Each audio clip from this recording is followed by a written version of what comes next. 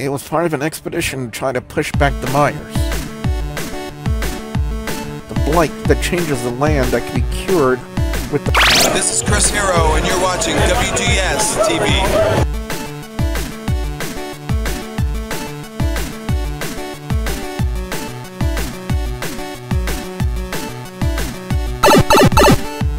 Yeah, warp your way back into another episode of WD Plays Sakura Fantasy, right here on WGS-TV and Wrestlegamer. And on the last episode, we kind of got caught by cloth-eating slimes in the Myers, and they kind of devoured Raelin's clothing. But luckily, Gwynne was prepared and had an exact duplicate pair of armor for Raelin. Wow, how convenient. But anyway, let's go ahead and continue with our story. It took us hours to find shelter. Trekking through this place alone is incredibly tiring. It's not quite as bad as doing guard duty in the castle, though. After a while, we eventually managed to find a mountain pocketed with hollow caverns. The storm was upon us by the time nightfall came. Thick thundering clouds enveloped the mountains and drowned the land beneath it in torrential rain. Given how the Myers are already swampland, I wouldn't be surprised if there's going to be a flood. I just have to hope for the best. Keira checked and double-checked the cavern we had chosen until she was happy to stay there. I can never be certain of what might be lurking in here, she kept repeating to herself. I'm glad to be somewhere dry, though. Maybe not somewhere warm. We were barely able to get a fire started due to the rain and how damp the Myers naturally are. Of all the wood here, despite being brittle and dead, has been soaked thoroughly in the rain. Something about the wood here also gives a sinister glow to the fire. I swear that I see a green aura around it. Shivering in the cold, all three of us huddle around the fire trying to warm ourselves. I'd love a hot bath right now. I've only been out here for one day, Gwynne. You can't be quitting already. Sorry. Gwynne is a lover of her comfortable things, her warm baths, her soft pillow, so she's really out of her element. Right now she's writing away in one of the many blank books she took with her. She must be writing down her observations of the Myers while she's been here. We haven't stopped long enough for her to take a closer inspection of the plant life, though. It seems to keep her happy, though it's been a long day and writing seems to be a way for her to relax. Keira, on the other hand, looks extremely paranoid. She glances this way and another, seemingly jumping at the shadows. Being in this place makes her edgy. Very edgy. I still don't understand why, though. She's been here before, but what happened is still a mystery to me. Let's check and see if she's okay. Are you okay, Keira? You've been on edge the entire time we've been here. I apologize. My throat's a little dry tonight. I don't know why. I've noticed that too. It never pays to be complacent in the Myers. Last time I was here, everything we did went wrong somehow. It was far too frequent for it to be bad luck. So either this entire force was against us, or there was something else lurking in here which was interfering with our expedition. That tiny compass isn't going to be enough if we want to navigate this place. Though I do not wish to belittle a boon from the Empress herself, extra precaution in case of unforeseen problems are always important. I can understand what she's talking about. The Myers do feel like the kind of place where precautions like this would be necessary. We haven't seen any of the beasts which roam these lands yet. If that's a good thing or bad thing, I can't tell. The beasts and the Myers are one thing, but becoming lost in the place? This is what kills most scouting parties who enter here. Quietly, she stares into the embers, looking deep into thought.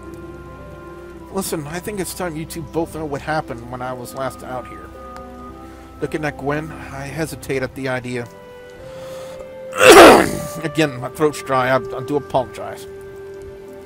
Her previous experiences here were traumatic, so I don't know if it would be wise for her to talk about it now. Keira notices my hesitation immediately. It's fine, Raelin. Gwynne knows that something happened too. We know each other a lot better than you would think. I hadn't thought of that, but that would be true. Gwynne is her favorite novice, after all. Looking back at her, Gwynne just gives me a knowing smile. So it's obvious that I've been here before. It was part of an expedition to try to push back the Myers. The blight that changes the land that can be cured with the right methods. By cutting back the forest and reclaiming the soil, we could begin the purification rites. My sister was there too. She was far younger than me, little more than a child. I see a plot forming. I had taken her on the expedition. Again, my throat is dry tonight. As she had no one to look after while I was away. Definitely one of my most terrible mistakes. Though she tries to force herself to talk, I can see tears forming in her eyes. Our parents had died a long time ago, so it fell on me to protect her. I had practically fought to bring her on the expedition because I knew I couldn't leave her alone in the capital. So everything was going fine for a while. There were no incidents. We reclaimed large swaths of land, and no one had died. But one night, right before it was time to sleep, I found that my sister was missing. Children have a tendency to wander, so I didn't worry so much about it. Though I looked all around our camp, I couldn't find her. Then I heard laughter coming from within the forest. Her laughter. Her laughter? I wasn't thinking straight at the time. Charging into the Myers was a terrible idea. But I couldn't ignore my sister's laughter. I couldn't leave her alone inside that rotting place. So blindly, I charged in there. I brought no light with me, so I was just following the sound of her laughter. Stumbling through the dark, blindly waving my sword around. Oh no. I think I can see where this is going. After a while, the sound of her laughter seemed to echo from everywhere. No matter how much I ran, I still couldn't get any closer to its source. I was too tired to even move by the time the dawn came. Even in the morning light, all I could do was stumble through the Myers. I tried to set markers or anything I could to keep track of my progress, but it was all for naught. The very trees seemed to shift to make me lose track of where I was. Worst of all, I could still hear my sister's laughter in the undergrowth.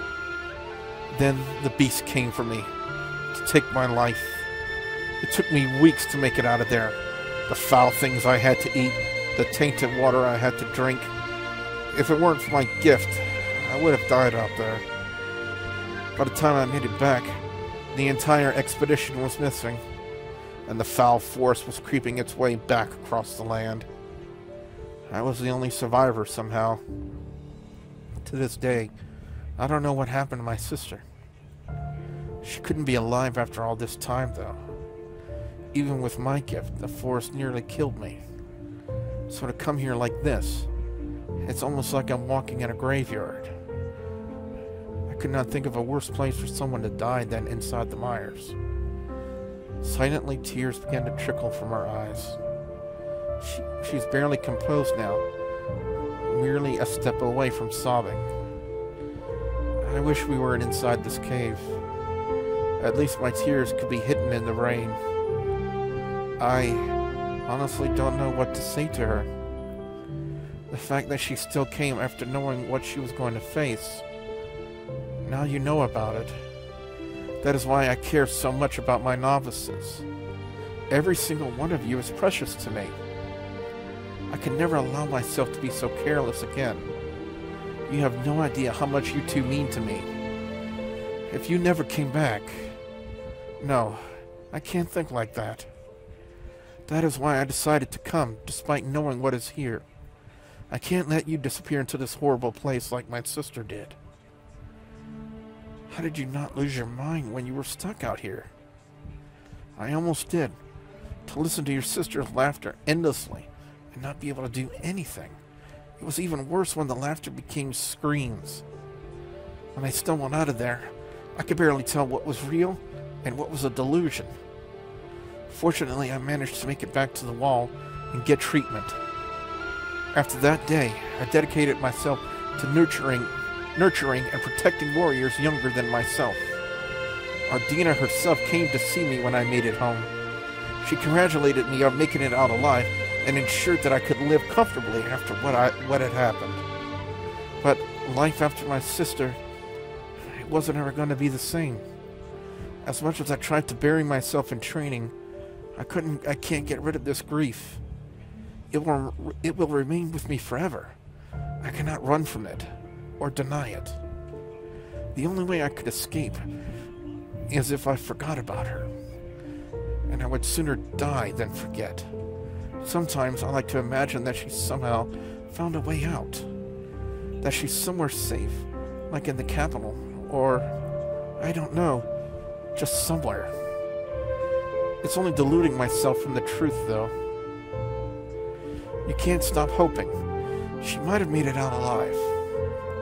The alternative is to despair and mourn. I have to agree with Raelin. She might still be out there, Keira. However unlikely it is, do not give up. It takes some time for Keira to collect herself again. All I can do is prod the burning embers of the fire while we wait. She isn't alone in her trauma, though. Now, we can help her carry the burden of her memories. That will only make us stronger as we make our way to the star. I can also understand why she doesn't like being watched now. During all that time spent in the mires, she would have had to constantly look over her shoulder. If she weren't paranoid, she would be dead. No wonder she was upset with me when it came to my fire scene. She doesn't like having unseen eyes watching her. In all honesty, I'm surprised that she wasn't outright hostile towards me. You two sound far older than you look, you know. When did I train such wise novices? I'm not a novice, remember? I got a promotion. Come on, surely you've worked out that this isn't a promotion by now. Thank you both. It was never easy to carry this alone. After we lost our parents, it always fell on me to bear our burdens. I guess I've learned not to rely on others. But I have you two now. I have no intention of losing either of you out here. So don't wander too far out of my sight, okay? You're sounding like my mother used to. She must have been a kind woman. Gwen's face lights up as she thinks of an idea. What was your sister's name, Keira? Lavina. Why do you want to know? I know we've told you not to give up, but in case the worst happens, why don't we make a memorial for her? I appreciate the thought, Gwen, but it would be a waste of our time. We cannot afford to stop for such trivial things. Where will we even put a memorial anyway? There's no place that this accursed forest doesn't swallow up. It's enough to know that we might be able to reclaim these lands one day. My sister would appreciate that most, I think. To clean up this gravesite and replace it with rolling fields of green. Yes, that is what we will aim to do. When we finally destroy this blight, let this whole forest be her memorial. And of the star, the Empress has made it clear to us that it's important.